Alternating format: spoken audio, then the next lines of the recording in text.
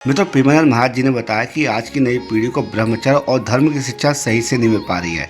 हर क्रिया को वो मनोरंजन समझते हैं, जैसे कि गर्लफ्रेंड बॉयफ्रेंड बदलते रहना अब ये साधारण सी बात हो गई है। विवाह होने तक कोई भी पवित्र नहीं रह पाता है और उनका अभ्यास पूरी तरह से बिगड़ चुका होता है। धर्म शास्त्रों में बताई गई मर्यादा को वो जान ही नहीं पाते हैं। तो प्रेमानंद महाराज जी कहते हैं कि पुरुष और स्त्री का आपस में मित्र बनना कोई दोष नहीं है, लेकिन मित्रता में पवित्र भाव से अपनी सीमा में रहना असंभव सा है। बड़े बड़े साधक भी जितेंद्रिय होने में चूक कर जाते हैं। अब जिन बच्चों की आदत पहले से खराब हो चुकी है, उनके लिए विवाह के पश्चात उन आदतों को रोक पाना बहुत ही कठिन है। आपका जीवन साथी चाहे जितना भी अच्छा हो, पर यदि आपका स्वभाव मनोरंजन का बन चुका है तो वो आपको मर्यादा में रहने नहीं देगा। तो प्रेमानंद महाराज जी कहते हैं कि आप अपने जीवन साथी को तभी सुधार पाएंगे जब आप स्वयं ही पवित्रता का पालन करते हुए और कोई भी व्यस्त आचरण न कर रहे हो।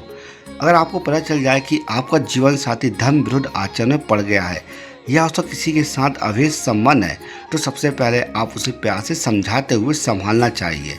यदि आप स्वयं गलत आचरण नहीं करते हो तो अपने जीवन साथी को प्यार और दुलार से उसी क्रिया के परिणाम से अवगत कराएं और संभालने की चेष्टा करें। पति को धोखा देने वाली जो स्त्री पराये पुरुष के साथ रति करती हैं, वह 100 कल्प तक घोर नरक को प्राप्त होती हैं।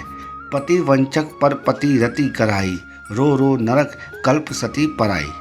मित्रों, प्रेमानंद महाराज जी कहते हैं कि एक सीमा तक समझने के बाद अगर पत्नी प्रमादवश धर्म को न माने और गलत आचरण करती रहे तो पति को अपने धर्म के रास्ते को चुनते हुए अलग हो जाना चाहिए।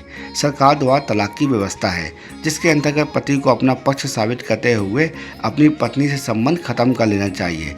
किसी भी तरह का दंड जैसे कि हिंसा, मारपीट आदि पत्नी को प्रताड़ित करने का अधिकार पति को नहीं है। तो प्रेमानंद महाराज जी ने बताया कि भजन बल से किसी की भी गलती को सुधारा जा सकता है और गलती किसी से भी हो सकती है। अगर पति के प्यार से समझाने पर पत्नी धर्म का आश्रय ले और नाम जप करे, और नाम जप करने से उसका कल्याण हो जाएगा। प्रेमानंद महाराज जी ने समझाते हुए कहा कि पत्नी भजन करते हुए निश्चय करे कि स्वभाववश जो गलती हुई है अब वो दोबारा नहीं करूँगी। उसी समय से वो भागवत शरणागत होते हुए पवित्र मानी जाएगी। पति को चाहिए कि पुरानी बातों को ध्यान न करते हुए उसका कभी भी अनादर न करे और उसे भरपूर प्यार दे। प्यार में बहुत समर्थ है, इससे वो किसी को भी अपने अधीन किया जा सकता है। पति को चाहिए कि पत्नी की हर वृत्ति को प्यार और अपनेपन से पूर्ण करे। दोस्तों, इस प्रयास से हो सकता है कि पत्नी का स्वभाव पूरी तरह से बदल जाए और वो सत्संग मार्ग में चलने लगे।